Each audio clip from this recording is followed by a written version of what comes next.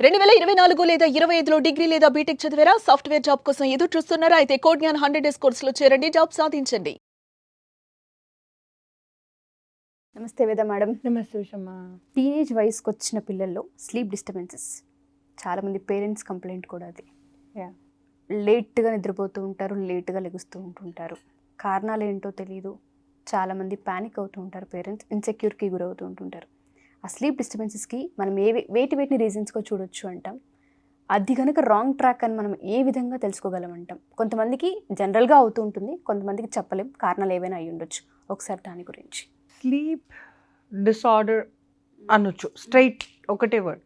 Okay, sleeping disorders గురించి మాట్లాడేకి ముందు జనరలైజ్డ్గా మాట్లాడతాను. ఓకే, ఒక డిసార్డర్ అంటే ఒక లేబులింగ్ బిహేవియర్ కదా, అంటే న్యాచురల్గా లేకుండా అబ్నార్మల్గా, నార్మల్ కాకుండా అబ్నార్మల్ ఉన్నప్పుడు డిసార్డర్ పేరు కిందకి వెళ్ళిపోతుంది. అది సైకియాట్రిక్ కేసెస్ ఇవి. వీళ్ళు ఏంటంటే అసలు రోజుల కొద్దీ వాళ్ళు పడుకోరు, రోజులు. And that is how they are. కొందరు పడుకుంటారు కానీ వాళ్ళకి అలసట తీరదు, ఎంతసేపు పడుకున్నా వాళ్ళకి అలసట తీరదు. కొందరు పడుకుంటూనే ఉంటారు, మబ్బుగా ఉంటారు లైఫ్లో. So these are all extreme disorders. ఒకవేళ ఈ జోన్లో మీరుంటే జస్ట్ ఫోన్ తీసి డయల్ చేయండి, ఈ కౌన్సిలింగ్ టోటలీ వేరు. బట్ ఇప్పుడు I'm giving you and open up to the whole topic. అసలు నా బేబీకి ఏమైనా ఇష్యూ ఉండి నిద్రపోవట్లేదా, ఏమైనా సైకియాట్రీ ప్రాబ్లమ్స్ అన్నది మీకు కొంచెం అర్థం కావడానికి కొంచెం అవగాహన ఇవ్వడానికి ట్రై చేస్తాను. నా ఫస్ట్ థింగ్ ఫస్ట్, నిద్ర అన్నది ఇప్పుడు I'm like almost 6 feet tall, right? ఇంట్లో ఫ్యామిలీలు అందరూ 6'2" పైనే ఉంటారు. 6 కింద మీరు ఎతికినా ఎవరు దొరకరు మనుషులు, రైట్? మేనమామలు అంతంతా 6'2", రైట్? అన్నయ్యలు, ఆఖరికి నా పెద్ద బేబీ కూడా వాడు 6'2", 10th, he just pass his 10th. So ఈ జీన్స్ ఏదైతే ఉంటుందో, పొడుగు కావడానికి, కలర్, ఫీచర్స్, నిద్ర కూడా 100% జీన్స్కి సంబంధించింది. అచ్చా, ఓకే. కొందరు చూడండి నిద్రపోతారు, కొందరు ఇటు తిరిగి అటు తిరిగి బుక్ పట్టుకొని, ఫోన్ పట్టుకొని, సో మెనీ థింగ్స్, నోట్స్ రాసుకొని, నావెల్. ఇప్పుడు I'll give you a live example. మా మామ్ టక్క అని పనుకునే మనిషి కాదు. She needs a lot of prep before that, right? My dad, మీరు రోడ్ మీద ఇప్పుడు వస్తారు డాడీ అంటే ఇప్పుడు వస్తారు డాడీ, ఒక్క సెకండ్ నిద్రపోతాయి డాడీ, రైట్? అండ్ డాడీ వాళ్ళ సైడ్ ఫ్యామిలీలో ప్రతి మచ్ 99% అలాగే నిద్రపోతారు, ఒకటే సెకండ్లో. అండ్ లక్కీలీ నేను కూడా అందులోనే ఉన్నాను. మమ్మీ వాళ్ళ సైడ్ ఫ్యామిలీలో వాళ్ళు ఇక కింద పడతారు, మీద పడతారు, తపస్సు చేస్తారు చాలా. ఇంకా she always have a novel. And believe me, కపుల్కి చెప్తున్నాను ఒక హింట్, వైఫ్ అండ్ హస్బెండ్ ఒకవేళ ఉంటే మై మామ్ లాగా చేయండి. She has a little dim light only for her. తను డిమ్ లైట్ ఓపెన్ చేసుకొని తను బుక్ చదువుకుంటారు, పాప నిద్రపోతారు. Because 2 different behaviours. సో జెనెటికల్గా కూడా ఈ ఇష్యూ ఉంటుందండి. బై డిఫాల్ట్ పిల్లల్లో ఏదో ఉంది అనేది కాదు, అప్పుడు హార్మోన్స్ లేస్తాయి. అందుకని ఇంత స్టోరీ చెప్పాను. నెంబర్ 2, ఏదైనా చెప్తే థియోరీ టు థియోరీ చెప్పను, ప్రాక్టికల్గా నా లైఫ్లో నేను చూసింది చెప్తాను, మీకు ఈజీగా అర్థమవుతుంది అని ఆశపడుతున్నాను, అంతే. పాయింట్ నెంబర్ 2, ఒక ఏజ్లో హార్మోన్స్ ప్లే అవుతూ ఉంటాయి. ఆ టైంలో కూడా వాళ్ళకి నిద్ర పైకి కిందకి అవుతుంది, రైట్? అండ్ ఆ టైంలో పాయింట్ నెంబర్ 3, వాళ్ళకి యాంగ్జైటీ ఎక్కువ ఉంటుంది. ఏం జరుగుతుందో తెలియదు కదా, రైట్? సో మమ్మీ వాళ్ళు అంటే ఇప్పుడు మమ్మీ డాడీ అవసరం కంటే ఎక్కువ ప్రేమగా మాట్లాడుకుంటున్నారు అనుకోండి, బాబో ఏంది వీళ్ళు ఏం చేయాలనుకుంటారు, నెక్స్ట్ డే పొద్దున నాకేదో ఉంది, నన్ను కూర్చోబెట్టి ఇంకేదో చదవమని చెప్తారు నాకు తెలుసు, అందుకే ప్లెజెంట్గా ప్లాట్ఫామ్ క్రియేట్ చేస్తున్నారు అన్నట్టుగా అనిపిస్తుంది వాళ్ళకి. ఇద్దరు మాట్లాడుకోలేదు అనుకోండి, అమ్మో కామ్గా ఉందంటే నెక్స్ట్ సునామీ వస్తుంది. So for every behaviour they have an anticipation, right? That is a teenage. కాబట్టి ఈ యాంటిసిపేషన్లో కూడా అప్స్ అండ్ డౌన్స్ ఉంటాయి వాళ్ళ థాట్ ప్రాసెస్లో కూడా, దానితో కూడా వాళ్ళకి నిద్ర రాదు, రైట్? నెంబర్ 3, వాళ్ళ వయస్సుకి వచ్చే ఆలోచనలు. బాయ్స్ అయినా గర్ల్స్ అయినా, ఇంతకుముందు బాయ్స్కి ఎక్కువగా ఆలోచనలు ఉండేవి అన్నది నిజం అని నేను అనను, కానీ అంతవరకే వాళ్ళు అబ్జర్వ్ చేశారు. గర్ల్స్ని బేసికలీ వాళ్ళు అబ్జర్వ్ చేయలేదు, ఇప్పుడు గర్ల్స్ని వాళ్ళు అబ్జర్వ్ చేస్తున్నారు, రైట్? సో ఆ ఏజ్కి బాయ్స్ కానీ గర్ల్స్ కానీ వాళ్ళకు వచ్చే ఆలోచనలు ప్రతి మచ్ డార్క్ షేడ్ ఆలోచనలు. ఆ ఆలోచనలు ఏవైతే ఉంటాయో బయట నలుగురితో మాట్లాడుకునే ఆలోచనలు కాదు కాబట్టి, అప్పుడు ప్రాక్టీస్ చేసే ఆలోచనలు కాదు కాబట్టి, ఈ డార్క్ షేడ్ బిహేవియర్ మొత్తం నైట్ వాళ్ళకి యాక్టివ్గా ఉంటుంది, రైట్? అంటే చాట్లు కానీ, ఫోన్లు కానీ, ఫ్రెండ్షిప్లు కానీ, తొక్కతోళ్ళు కానీ, మిగతా మీరు కవర్ చేసుకోండి, ఓకే? ఈ బిహేవియర్ ఈ ఏజ్లో ఎక్కువగా కనిపిస్తుంది, రైట్? అంతకుముందు ఒకవేళ మనం ఒకవేళ రాత్రి మేలుకొని ఉంటే మ్యాక్సిమం నాకు గుర్తుకుంది మా బాబాయ్ పెళ్ళికో, రైట్, మా మా ఇంకొక బాబాయ్ యుఎస్ నుంచి వస్తుంటే ఫ్లైట్ పికప్కో, అంటే there was a reason, yes, right? లేదా గణేష చతుర్థానికి మనం డాన్స్ చేస్తాం కదా, లేదా హోలీ సున్నేరు పెట్టుకొని ఊరంతా. So there's a really a reason for you to wake up for the whole night. ఇప్పుడు by default kids are like that, right? Next reason మనం అలిసిపోకపోవడం. ఇంతకుముందు గేమింగ్ అంటే ఫిజికల్ గేమింగ్ ఉండేది, పోయి మనం చార్పత్తర్ అని ఒకటి ఆడినాం. మీరేమేమి ఆడుకున్నారు గేమ్? మీరు చెప్పిన చార్పత్తర్ Right? చాలా బాగా అందరికి అలవాటైన గేమ్ అండ్ చాలా దగ్గరగా ఉండే ఆట కదా. కరెంట్ షాక్ అని ఆడినాం, రైట్? కలర్ అని ఆడినాం, తొక్కుడు బిళ్ళ ఆడినాం, రైట్? అండ్ దెన్ చార్పత్తర్ అని ఆడినాం. So physically when you're working body ఎప్పుడు అలసిపోయేది, రైట్? ఇంటికి ఇట్లా రావు అసలు స్నానం చేసుకునే వరకు కూడా వి వర్ సో హంగ్రీ.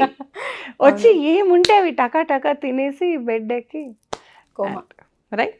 ఇంకొకటి, నిద్ర తక్కువ ఉన్న వాళ్ళకి, ఇవాళకి కూడా మా మామ్కి అదే బిహేవియర్ ఉంది, నాకు అదే బిహేవియర్ వచ్చింది, and I'm sure my kids are also same. Bed ఎక్కే ముందు స్నానం చేయాలంటారు మమ్మీ. స్నానం చేయకుండా బెడ్ ఎక్కేది లేదు. నువ్వు ఎప్పుడున్నా అనుకో అనవసరం, స్నానం చేయకుండా బెడ్ ఎక్కేది లేదు, బెడ్ దిగినాక స్నానం చేయకుండా బయటకు వచ్చేది లేదు. This are the 2 rules. ఇవాళకి కూడా ఐ ఫాలో ఇట్. అండ్ అలా స్నానం చేసిన తర్వాత రోజులో ఉన్న మంచి చెడు ఏదన్నా కావచ్చు, ఒకరి చూపు ఒకలాగుంటుంది, నెగిటివ్, రైట్? అబ్బాయి ఎంత బాగుంది కదా లక్ష్మీ కళలాగా అని అనుకునే వాళ్ళు ఉన్నారు. వామ్మో అంత మంచిగా ఉండడం అవసరమా, నాకంటే ఏం మంచిగా లేదులే అనుకునే వాళ్ళు కూడా ఉన్నారు. So you have no control over that. But మన కంట్రోల్లో ఉన్నది ఏంటి అంటే ఆ ఎనర్జీలు మొత్తం తీసేసి ప్రశాంతంగా నారాయణ మంత్రం స్నానం చేసుకొని బెడ్ ఎక్కండి, రైట్? ఇలా చేస్తే కూడా you will have lot of sleep again. ఈ ఏజ్లో పాలోడు ముద్దుగా ఉంటాడు, పేపర్ వాడు ఇంకా ముద్దుగా ఉంటాడు, ఆటో వాడు అదిరిపోతాడు, right? So we like people who we're not suppose to. And ఈ ఫీలింగ్ పొద్దున్న పూట గుర్తుకు రాదబ్బా, వచ్చిపోతుంటుంది అంతే.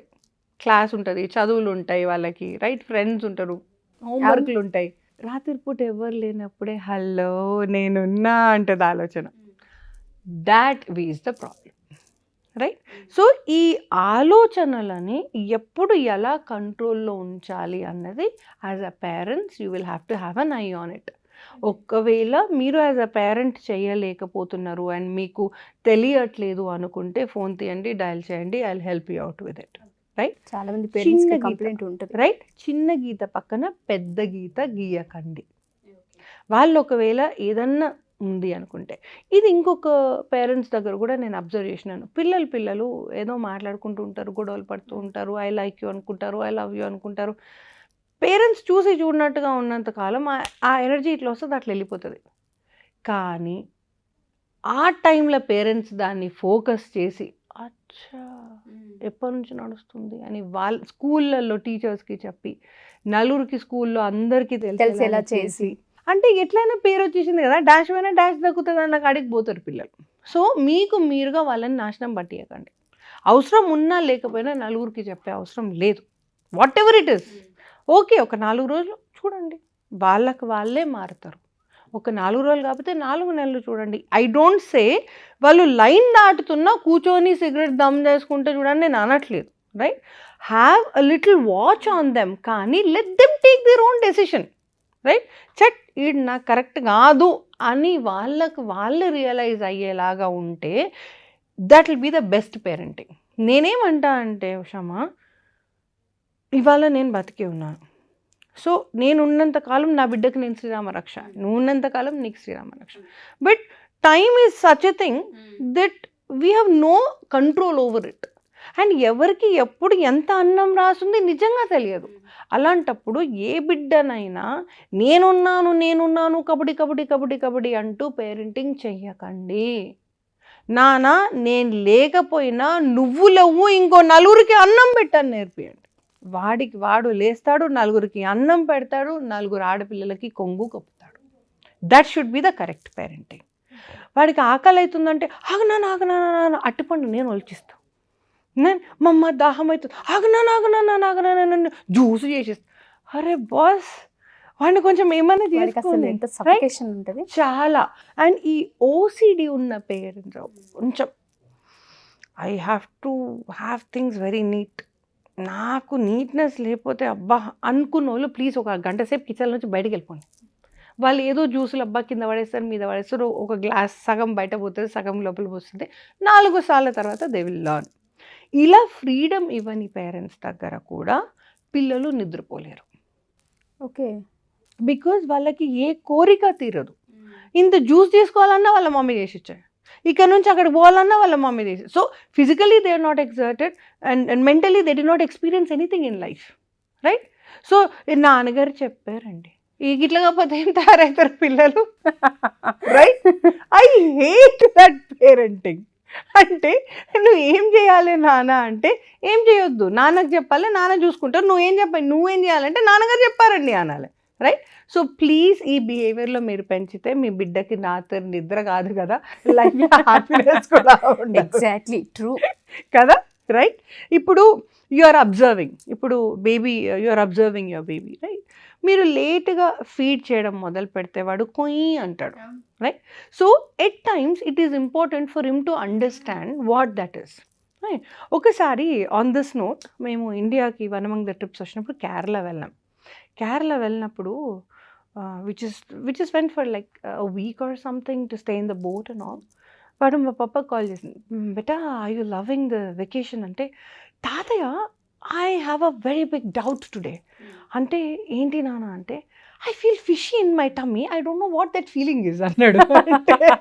మా మమ్మీ అన్నది, నా బంగారమే దాన్ని ఆకలి అవుతుంది అంటారు, నువ్వు ఇంటికి రా నేను అన్నం పెడతా,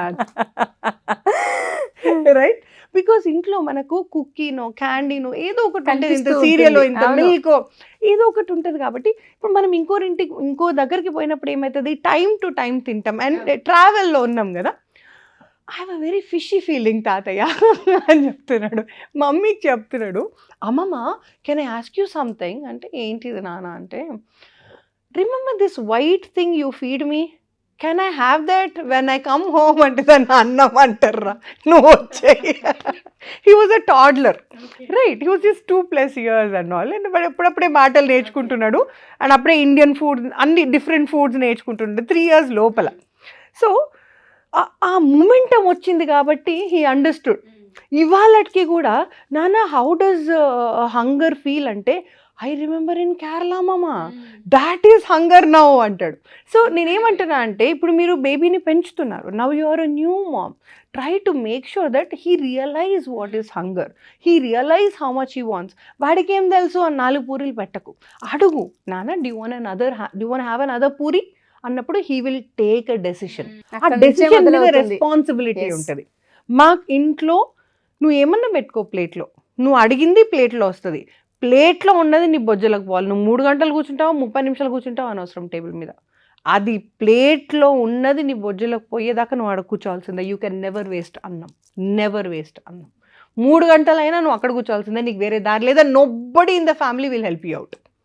ఒక్కసారి కూర్చుంటావు 3 గంటలు, నెక్స్ట్ టైం పెట్టుకునేటప్పుడు ఆలోచిస్తావు, I cannot finish this food. So ఈ రెస్పాన్సిబిలిటీ కూడా వస్తుంది.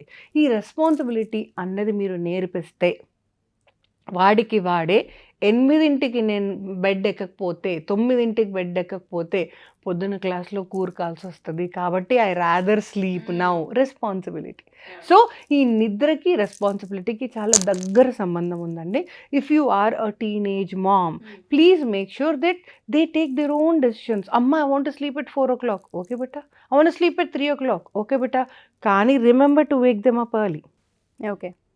ఒక్క 4 రోజులు డ్రగ్స్ తీసుకున్నారా అన్నట్టే తూలుతారు, 5వ రోజు నుంచి చక్కగా వచ్చి నిద్రపోతారు.